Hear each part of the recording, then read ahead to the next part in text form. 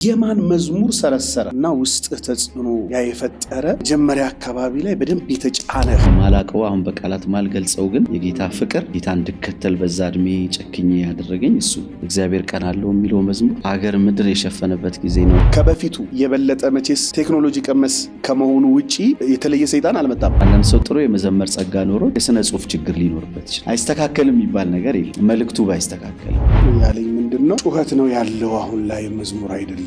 ክላሲካል ሳዳምጥ ይሻለኝ እነ ሞዛርት መጽሐፍ ከጊዜው ቆይታ የተነሳ አስተማሪዎች ልትሆኑ ይገባችሁ ነበር።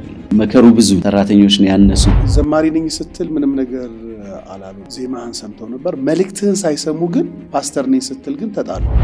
ፓስተር ታምራት ኃይሌ ከሱ መዝሙሮች ይመስለኛል በጣም የመዝሙር ጥብቀት የተጋባበት። ዘማሪዎች ካገቡ በኋላ ግን ቴዲስ የሚል ምን አርጋቸው? እስቲ እንግዲህ በቅርብ ኮንሰርትህ ላይ በጣም የተወደደው መዝሙር የትኛው ነው? አይወድማ ሲከናወንልኝ፣ አይወድማ የኔን ከፍታ፣ አይወድማ ለቅሶ ሆኖበታል፣ አይወድማ የደስታ የለታ፣ ጠላቴ እልል አይልብኝም፣ ወድቄ ከስሬ አያየኝም፣ ይሄማ ባይወድም የመርዶ ዜና ነው ይሰማል።